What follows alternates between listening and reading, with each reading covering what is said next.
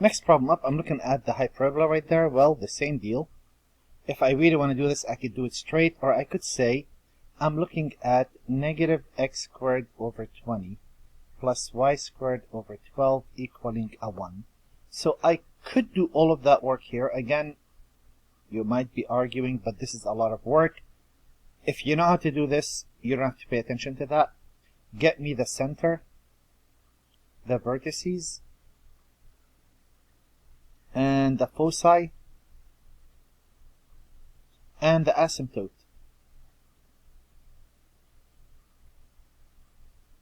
And all what I have to do is shift everything, and the shifting is easy. So, if I start at the origin, center is 0, 0, I'm going to move radical 20. 1, 2, 3, between 4 and 5, right there. And I'll label that radical 20. 1, 2, 3, 4, 5, right there, negative radical 20. Radical 12, 1, 2, 3, 4, anywhere in there. 1, 2, 3, 4, anyone in there. So since this is going to open, radical 20 is bigger, we need that from ahead of time. Vertices are square root of 20, 0, negative square root of 20, 0.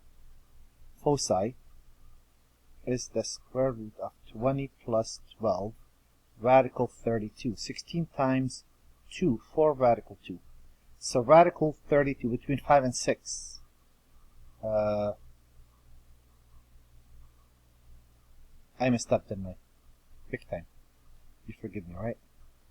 We're supposed to create a rectangular box. Oh man.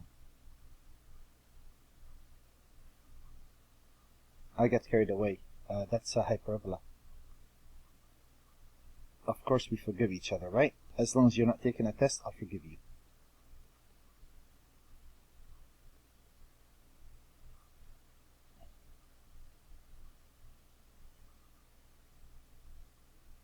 Okay, and how does this work? Well, I create a rectangular box right there. A line running through the edges of that box. I missed that box. There. And since the negative is in front of the x, there's the graph done.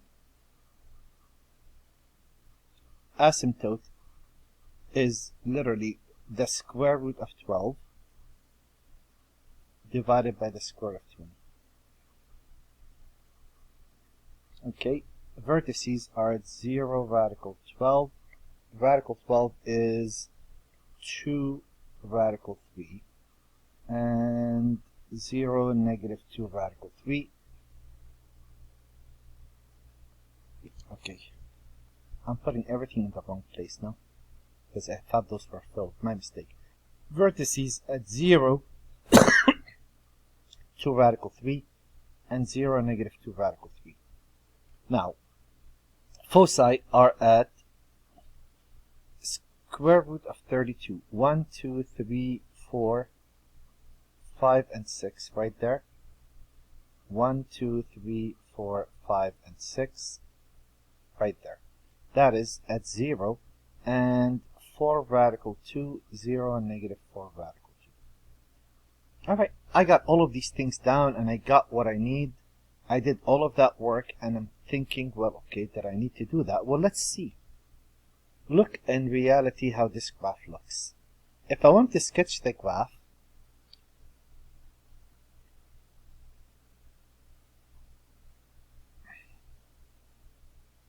I'm going to say the center is actually negative 8, 0. So I'm going to make this a 2, 4, 6, 8. From this point, I'm going to do literally what I did. I'm going to move in the x direction a number between 4 and 5. 2, 4, somewhere in there. 2, 4, 6, somewhere in there. Got it. I'm going to go above that point by radical 12, which is a number between 3 and 4, right? Let's make him the same. 2, 4, 6, 8. So if I go up by a number between 2 and 3, anywhere in there will do. And anywhere in there will do. Create my rectangular box.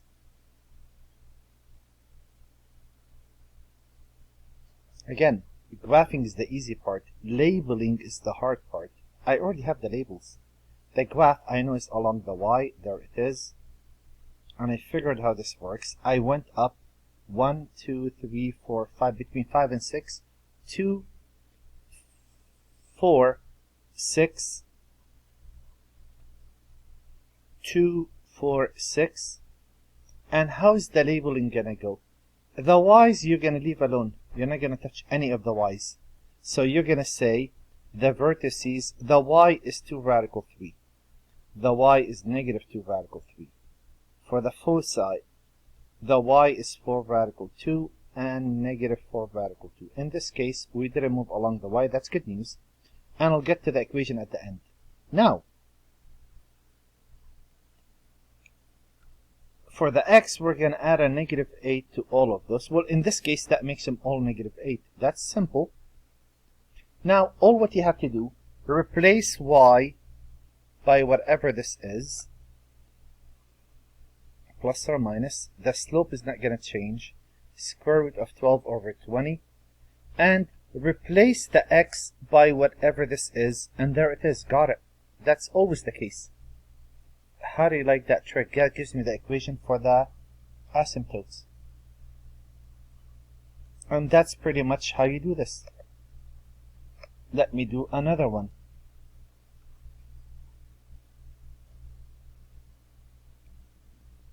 I have more than one.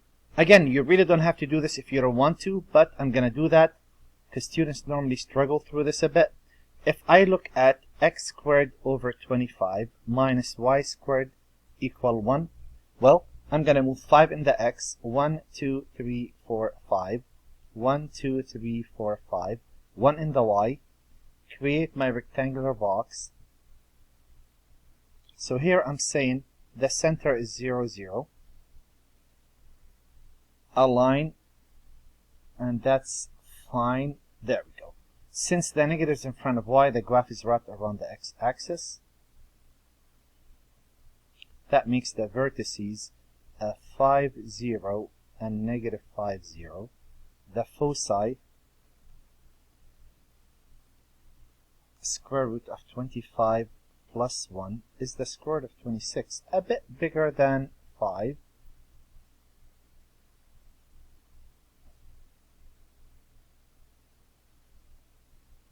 The equation for the asymptote,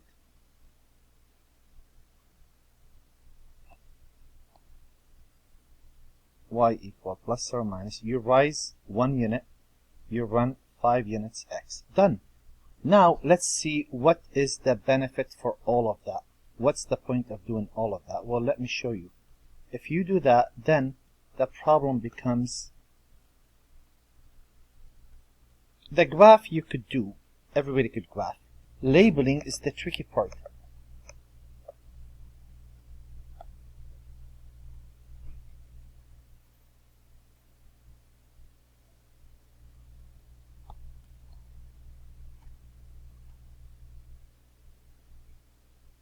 Okay, and center, perfect. There we go. So, my center is actually at negative 3, 2. Negative 1, negative 2, negative 3, 1, 2. Here we go. Half a unit each. So I'm going to move 5 in the x. 1, 2, 3, 4, 5. 1, 2, 3, 4, 5. 1 in the y. 1 above, 1 below. Create my rectangular box like we just did. I'm going to make those swap places because the graph we know is going to run into this. I don't want it to run into this. So I'm going to move it here, really.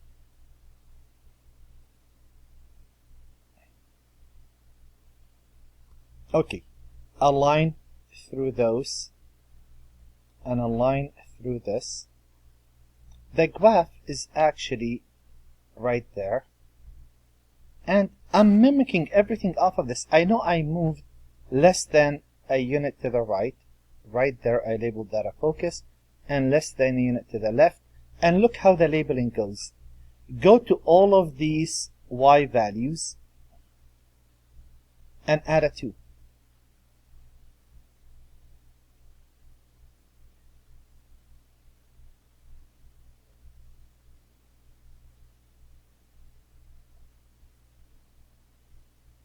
So add a 2. 2 to all of these zeros, that makes all of them a 2. That's simple. Go to all the x values and add a negative 3. Add a negative 3 and a negative 3, negative 3, negative 3. Well, negative 3 plus 2, add 3 to the 5, that makes it a 2. Add 3 to negative 3 minus 5 is negative 8. 3 plus square root of 26, and negative 3 plus square root of 26. And here's the deal. You see that x right there? Replace it by this x. You know what? Let me stick with the coloring. That x right there, since I did it in blue, replace that x by it. So put an x plus 3 there. And do you see how the y is y minus 1? Take that y and replace it by y minus 2. And that does the equation. You could solve, you could just leave it like that out of mind, that's fine. Again, next problem up. This part is not needed. You are welcome to go straight at it. Say, you know what? Forget all of that mess. Let's just graph it as is. Nothing wrong with that. You could say, I'm going to start at 1, 2. I'm going to start at 1, 1, 2. We're going to move 6 in the x. 1, 2, 3, 4, 5, 6. 1, 2, 3, 4, 5, 6. 4 in the y. 1, 2, 3, 4. 1, 2, 3, 4. Create your rectangular box.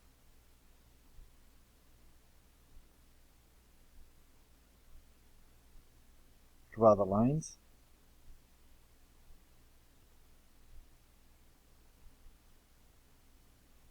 Since the negative is in front of the y, the graph is wrapped around the x-axis. Graphing is easy. The labeling part. Now when you say I want the vertices, well, you need to know what these points are. They're both on 2, but I am starting at 1, and I'm moving 6 to the right, that makes that a 7. And from 1, 6 to the left, that makes that a negative 5. The foci are still at y equal 2.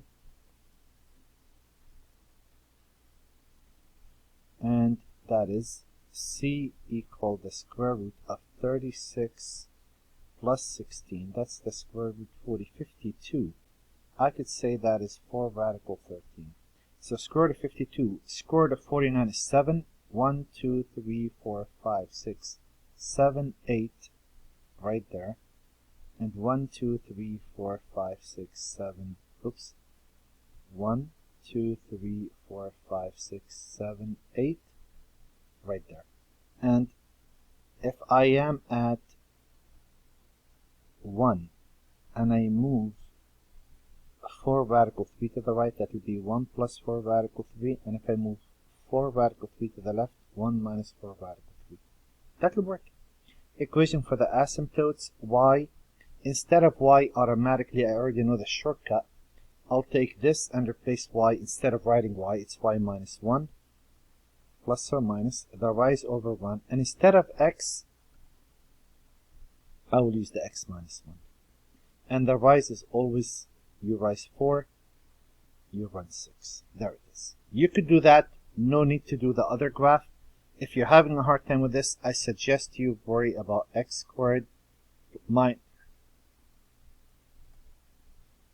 x squared minus squared equal 1 over 36 over 16. Do the graph, do the work, and just the translation. What if I was given the problem in general form? I would complete the square. I'll get the x's together, the y's together, and the number, I'll get rid of that. So I'll look at 4. To complete the square, the leading coefficient must be a 1. I factor a 4 out. To complete the square here, I'll factor a 3 out. Again, the leading coefficient must be a 1. And that is 29. Whatever number I add to the x's, whatever number I add to the y's, I'll add on the other side. Since this number here is going to be multiplied by 4, to keep this equal valid, I must multiply this by 4. And since this number here is multiplied by 3, whatever I add right there must not be multiplied by 3, otherwise this equal wouldn't hold anymore. That's the rule of math. You could add the same number to both sides of the equation, or add a 0 basically. Take half of the middle number and square it, that's a 1. Take half of the middle number and square it, that's a 1. So this says 4 into x squared, x plus the number before you squared it, plus 3 into y minus the number before you squared it. This is a 3, and this is a 4, that's a 7, plus 29 is 36. And if I want to get this into a standard equation, I make sure it equals a 1 by dividing this by 36. And all of this work will get me into a 1 equaling x plus 1 squared over 9 plus y minus 1 squared over 3 divides 36 12 times. There it is. So now that I know this, I'll say, alright, how do you sketch x plus 1 squared over 9 plus y minus 1 squared over 12 equal a 1? It's up to you. I'll go straight at it. You could sketch it without the shifts, then label everything accordingly. I need the center. The center is negative 1, 1. I need the vertices. I need the foci. I need the equation of the asymptote. That is y minus 1 equal plus or minus the slope times x plus 1. There. I need to know all of those. Well, let's see. I'm going to go 1 to the left, 1 up. I'm going to move 3 in the x, 1, 2, 3, and 1, 2, 3. Radical 12, square root of 12 is actually 2 radical 3. That's a number between 3 and 4. 1, 2, 3, 4. 1, oh, I'm here, I'm sorry. 1, 2, 3, 4. I'm right here. And 1, 2, 3, 4 right here. Create your rectangular box. No matter which way it opens, you're going to have to do this much work. Get the lines going. Okay, and now, since the negative is in front of the... Oh, I'm sorry. I didn't pay attention. That's an ellipse. Look at that. All the excitement. You know what?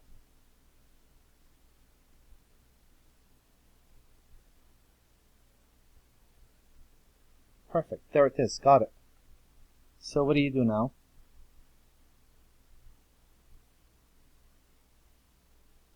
Where are the vertices? So there are no asymptotes. The vertices are at 0. I'm sorry, not 0. Everything's going to be at negative 1.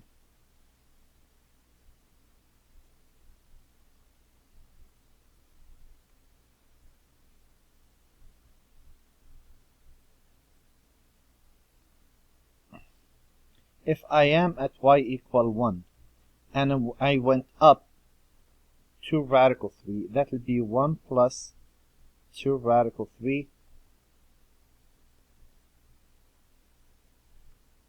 and 1 minus 2 radical 3. The foci I have to find, c equal the square root of 9, of 12 minus 9 here, if you remember, you're going to take the larger minus the smaller. That is the square root of 3. So go radical 3 1 point sum and radical 3 1 point sum. Label those as foci. That would be, I'm starting at 1 and I'm adding that radical 3. And I'm starting at 1 and I'm subtracting that radical 3. Okay, and if I get to the last problem, the same deal. I want to complete the square on this. This is 4y squared minus 24y minus x squared minus 4x equal negative 16. I'm going to factor the 4 out. That makes this y squared minus 6y plus a number. I'm going to factor the negative out. To complete the square, the leading coefficient must be a positive 1. And on the right hand side, negative 16 plus 2 numbers. Whatever number I add right there is multiplied by 4. So the same story, I need to keep it and whatever number I add to this side is multiplied by a -1, and the same story, I need it to be a -1 to keep the equation balanced. Take half of the middle number, which is 3, and square it. Take half of the middle number, which is 2, and square it. This becomes 4 into y, the number before you squared it, squared, minus x plus the number before you squared it, squared. This is -20 plus 36 is 16. And if I divide by 16 each of those, y minus 3 squared over 16 minus x plus 2 squared over 16 equal 1. Except here, that becomes a 4.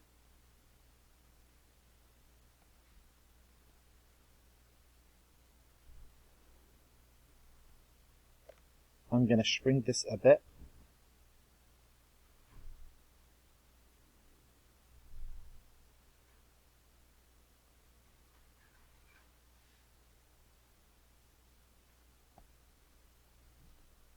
Basically, the problem becomes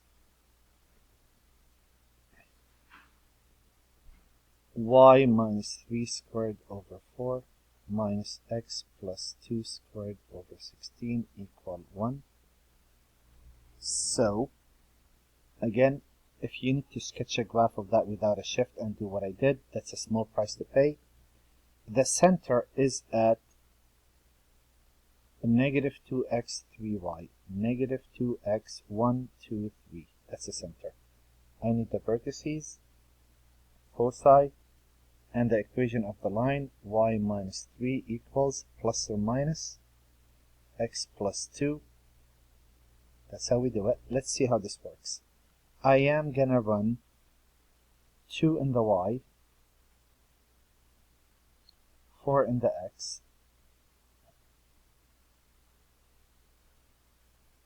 graphing is the easy part. Labeling all of those is the tough part.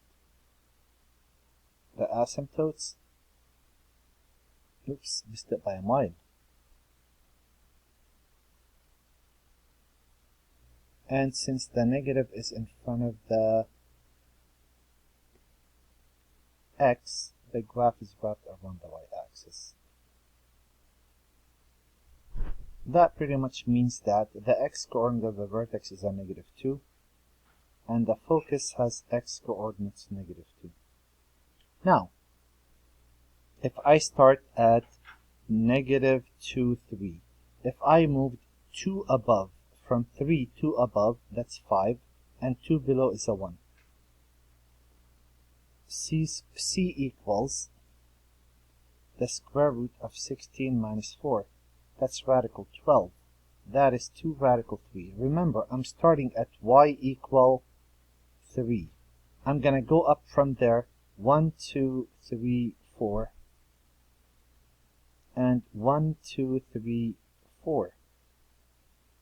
So if I am at 3 and I move 2 radical 3 above, 3 plus 2 radical 3, and 3 radical 2, 2 radical 3 below, there it is labeled.